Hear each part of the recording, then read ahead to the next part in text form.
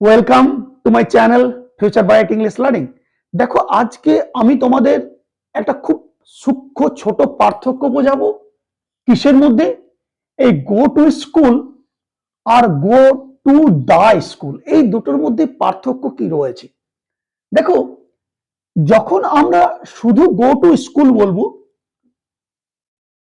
কখন না যখন এই স্কুলটাকে বা সেই জায়গাটিকে, যে তার পারপাস মেইন উদ্দেশ্য কি সেই উদ্দেশ্যে ব্যবহার করব, তখন কিন্তু কোনো আর্টিকেল দা কিন্তু আমরা ব্যবহার করব না। স্কুলের উদ্দেশ্য কি? শিক্ষা। আমরা কিসের জন্য স্কুলে যাই? ফর লার্নিং আমরা যাই। লার্নিং এর যখন স্কুলটিকে আমরা ব্যবহার করব, সেই জন্য তখন কিন্তু আমার কোনো আর্টিকেল দা ব্যবহার করব না।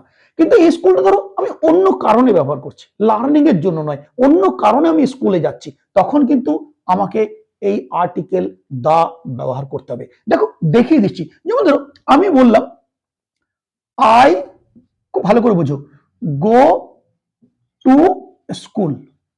দেখো, আমি স্কুলে যাই, এখানে আমি কিন্তু দা আর্টিকেল ব্যবহার করিনি। কেন না, আমি স্কুলে যাই কি জন্য?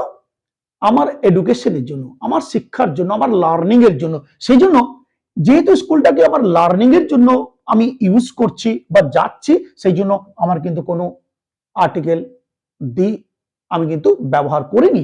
কিন্তু আমি যদি বলি, ধরো আমার বাবা স্কুলে যায় হেডমাস্টারের সঙ্গে দেখা করতে, আমি লিখছি ধরো মাই ফাদার, মাই ফাদার গোজ। গোজ কেন হলো সেটা নিশ্চয়ই জানো, থার্ড পারসন সিঙ্গুলার নামের জন্য প্রেজেন্ট ইনডিফিনাইটে ইএস যোগ করা হয়েছে। মাই ফাদার গোজ টু, এবার দেখো দা স্কুল লিখলাম, দা স্কুল লিখলাম, to meet the headmaster.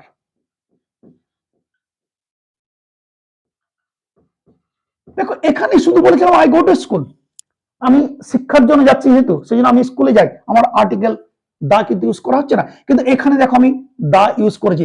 My father goes to the school to meet the headmaster. এখানে আমার বাবা তো আর লার্নিং এর জন্য যাচ্ছে না বা যাই না, আমার বাবা কিসের জন্য যাই?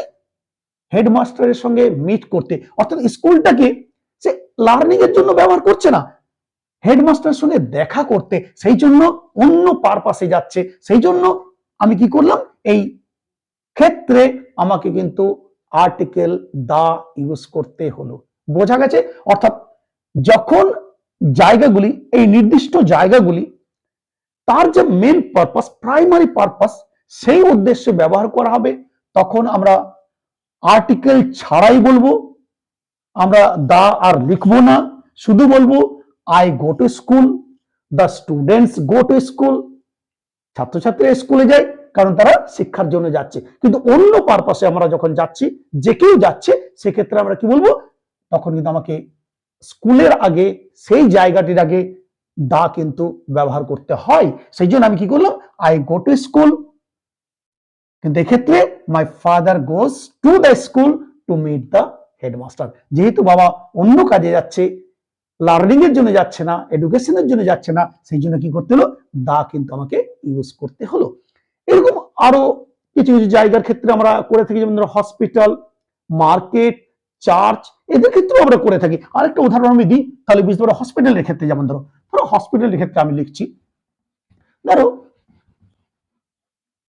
যেমন আমি বললাম আই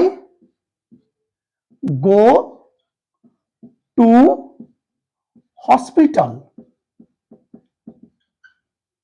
ফর মাই ট্রিটমেন্ট। এই দেখো, ট্রিটমেন্ট, আমি হসপিটালে যাই আমার ট্রিটমেন্টের জন্য। হসপিটাল মেনলি তার জায়গাটা কিসের জন্য?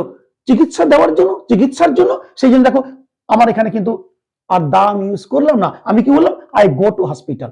কারণ যা উদ্দেশ্য, সেই কাজে কিন্তু আমি এই জায়গাটিকে ব্যবহার করছি। সেই জন্য I go to hospital for my treatment. এখানে কিন্তু আমি আর্টিকেল দা কিন্তু বসাবো না। কিন্তু আমি বসাবো কখন? I go to the hospital to see the patient, to see my mother, ধরো আমার মা হসপিটালে ভর্তি আছে, আমি মাকে দেখতে যাই, তখন কি হবে? To see my mother. এই দেখো দুটোর মধ্যে পার্থক্য দেখো। এখানে আমার আর্টিকেল লাগলো কেন না, বিকজ আমি হসপিটালটা আমার ট্রিটমেন্টের জন্য যাচ্ছি না, আমি মাকে দেখতে যাচ্ছি, কোনো পেশেন্টকে হয়তো আমি দেখতে যাচ্ছি, সেক্ষেত্রে আমার কিন্তু দা বসাতে হবে। আর তুমি যখন নিজের ট্রিটমেন্টের জন্য যাচ্ছ, যেটা হসপিটালের উদ্দেশ্য, প্রাইমারি পারপাস, তখন কিন্তু আমার কোনো আর্টিকেল দা ব্যবহার করতে হচ্ছে না। সেই জন্য I go to hospital for my treatment, কিন্তু এখানে I go to the hospital to see my mother, আমি আমার মাকে দেখতে হসপিটালে যাই, অন্য কারণে যাচ্ছি, আমার ট্রিটমেন্টের জন্য যাচ্ছি না, সেই জন্য আমি এখানে দা ইউজ করলাম। আর যেহেতু এখানে ট্রিটমেন্টের জন্য যাচ্ছি, সেই জন্য এখানে কিন্তু কোনো আর্টিকেল আমার ব্যবহার করা হলো না। বোঝা গেছে?